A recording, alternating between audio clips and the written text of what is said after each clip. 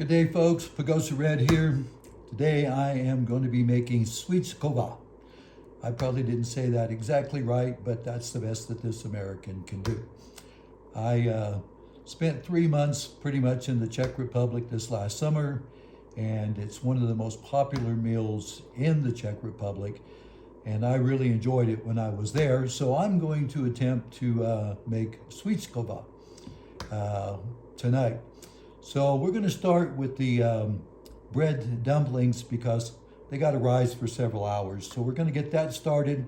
Then we're going to start getting into cooking the rest of the meat and the vegetables and everything else that goes with this recipe. It's not really a hard recipe, I don't think, to make, but it's definitely a lot of steps. So let's jump in and get started. Come and tag along and learn how to make Svíčková. Okay, I've got my cup of coffee here with me. It's in my Czech cup from the Czech Republic. I picked it up last summer there. It's made in a little town, can't pronounce the name of it, a little pottery shop there. So got my coffee going, and it is it's called Harmony. This one it's by Hunter Bay, if you can see that. It's by Hunter Bay, and it's a Swiss process decaf coffee. It's a great coffee. You can order it online, or you can find it in some of the different grocery stores around the area. So check that out, because at night I do better with decaf coffee. All right, so here's my ingredients. I've got 2 teaspoons. I'm doubling this recipe because I'm going to be feeding about 10 people. So there's 2 teaspoons of salt here. There's 2 teaspoons of sugar here. There's 2 teaspoons of dry yeast here. I've got almost right at 10 cups of flour. The flour, part of it is Wonder flour. I probably should have bought more of it, but you can use it with Insta flour. So I've got a combination of Wonder flour and Insta flour there. And then because we're doubling the recipe, I've got 3 cups of warm milk here. So first, the thing we're going to do is we're going to take and put in our sugar and our yeast into the warm milk. We're going to stir that up, and we're going to let that sit about 10 minutes. Then from there, we're going to add that to the flour, and then we're going to get started making our bread dumplings.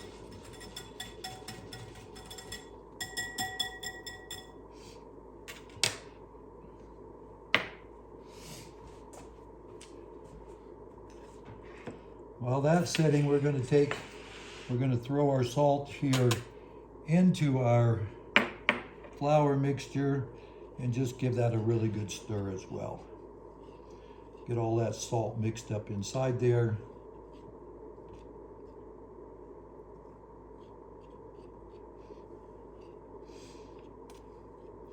I'm not a real big salt fan. I don't use a lot of salt.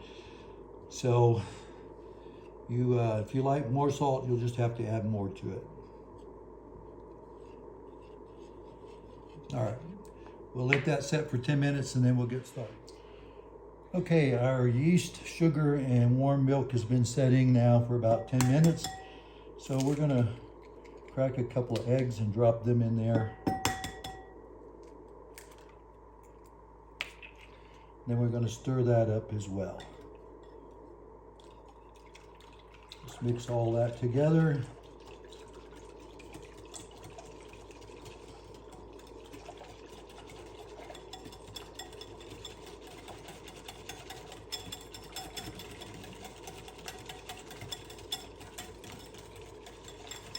Okay. Now we're going to take and add this a little at a time into our flour mixture. I'm going to work this until it becomes dough.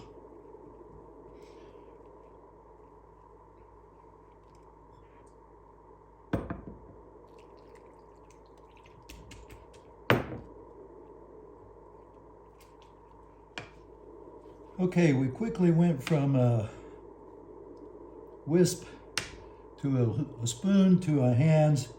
We worked it in the bowl. As I was working it and it was coming together, I noticed that I really had too much flour, so probably at least a cup more than what I needed. So I pulled it out, added a little bit of milk to it, and just worked it here on the counter.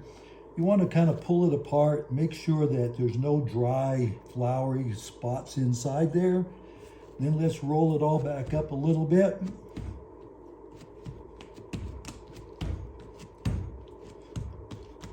Make a nice little ball out of it. We're going to drop it in there. You want your dough to be sticky, but not too sticky. So if it's too sticky, add a little more flour. You can see it's sticky, but it's workable. So we're going to throw that in there. Then we're going to throw a towel over it. We're going to start heating the oven for our other mixture. So we're going to set it over by the oven and let it rise for 2 hours. While our dough is rising, we're going to start preparing our meat. This is a New York strip roast. And I had them cut it into about, they're probably 1/4 to 3/8 of an inch thick and sliced, but they're really nice. What we're going to do is we're just going to put a little McCormick steak spice on that, throw in a little flour. Just going to put a little flour on it before I cook it. I find that that helps the meat to take and be more tender. So we're just going to work on these. Then we'll start on the vegetables here in just a little bit. Look how nice that meat is. Or as they say in the Czech Republic, muscle, which is meat. Okay, so let's continue on with that, and then we'll start on some vegetables. All right, so we got some oil in the pan, and the pan's getting hot, or it's hot. We're just going to take our pieces of meat, lay them in there, and we just want to quickly fry them, brown them on each side if at all possible, what we want to do. You don't have to, you want it to be hot because you just want it to brown but not really cook through. You want it still to be a little pink on the inside whenever you're done with this process here. So we're just going to brown these up here. Let them go on here a little bit, and then we'll flip them.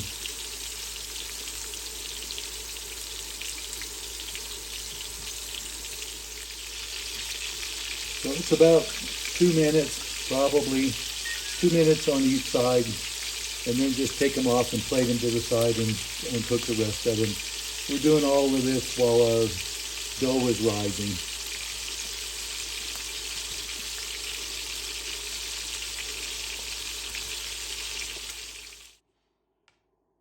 Okay, while we're waiting for the bread dumplings to rise, we'll start cutting up some vegetables. I've already cut up some onions here using my nice buffalo knife that was given to me by the Svíčková family in the Czech Republic. I rented an apartment from the Pension Romance for about 3 months.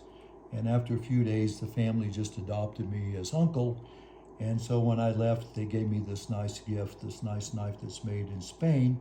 And it's perfectly balanced and razor sharp. So I use it all the time to cook with. So we've cut up some onions with it. We're going to cut up some celery. We're going to grate some carrots and some parsnips here. When you grate, we're going to do more than a little bit, but when you do your celery, just do little small pieces. When you do 4 or 5 pieces at the same time, it really don't take that long, but you just want the pieces really small. Maybe 1/8 of an inch thick is about all you want those to be. We're going to put all that eventually over here in a bowl, and we're going to cook it up with some bacon here in a little bit. But I've cleaned and trimmed some carrots and parsnips. If you have a food top processor, it'll be a lot easier. I'm not using one. I'm just using the grater. And you can just grate these all up. So this is going to take a few minutes, so we'll work on this, and then we'll start cooking them up. Okay, I've got some bacon and some butter cooking down here in the bottom of this pan. We're going to render that down a little bit. That gets done a little bit more. We're going to add all the vegetables and the water and everything in there and start cooking the vegetables and the meat all together. Okay, we've added all of our vegetables in here. We're just going to let them cook for 4 or 5 minutes because there's a lot in here.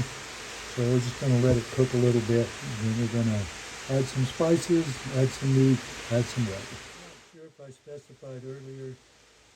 I cut up 8 pieces of thick bacon and rendered it down with some butter. So I'm not sure if I mentioned if it was 8 pieces of it and if it was just bacon. Okay, I've dipped out some of the vegetable mix because I'm going to kind of layer this a little bit. So there's a little ginger,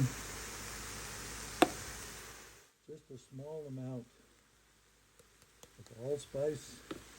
Then I'm going to layer meat, and then we're going to do vegetables, meat, spices. Layer it about 3 layers, and then because we're doubling this recipe, and my pots, to be honest with you, are a little bit small for what we're doing.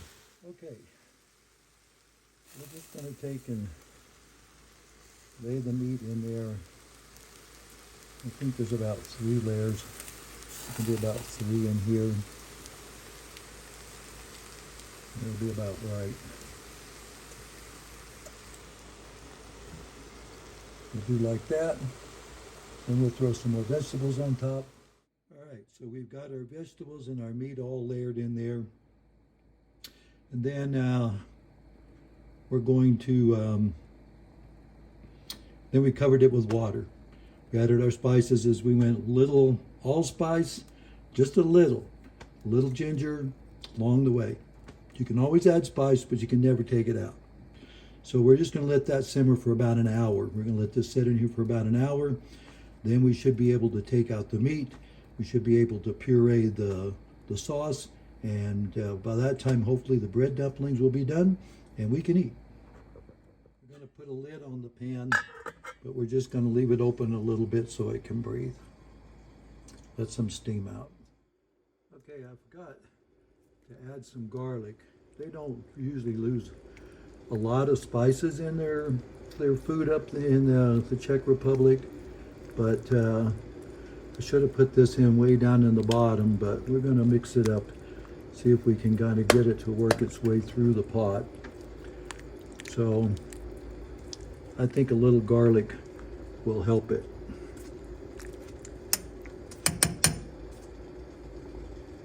Okay, here we've got the bread dumplings. They've all risen nice and up. You can see a couple of them are missing. They're over here in the pot. So let's go over there and take a look. All right, you can see they're really fluffing up nice here in the pot. We'll turn them over. We'll just kind of keep an eye on them. Hopefully these are going to come out really good. Okay, so this is pretty much done. I'm going to take the meat out, set it over here to the side. So we'll take each piece out of there. We'll put it in a different pan. Then we're going to stir up this stock and make sauce out of it. While our bread dumplings are cooking over here. Okay, so our bread dumplings are taken out of the hot boiling water. We've pricked them a couple of times with a toothpick to let some steam out of them. We're going to let them set for about 5 minutes and hopefully they will come out really well. In the interim, we're going to make up some whipped cream over here. I'm going to use this thing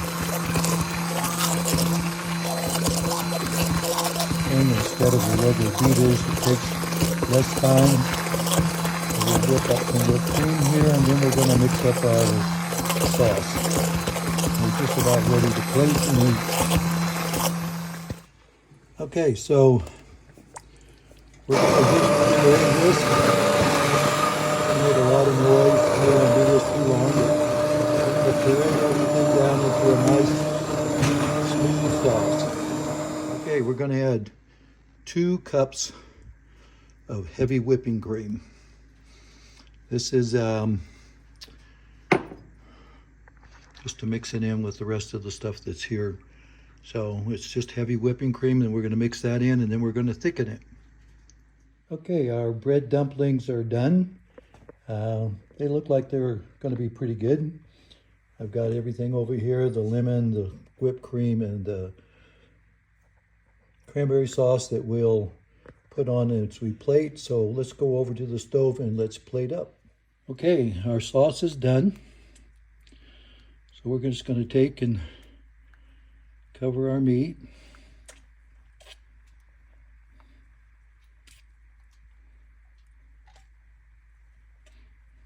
A little more sauce. Then we'll put some bread dumplings on here. All right, we'll place 3 bread dumplings in there.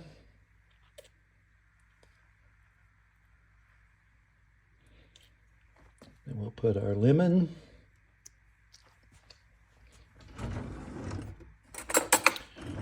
Then a scoop cranberry.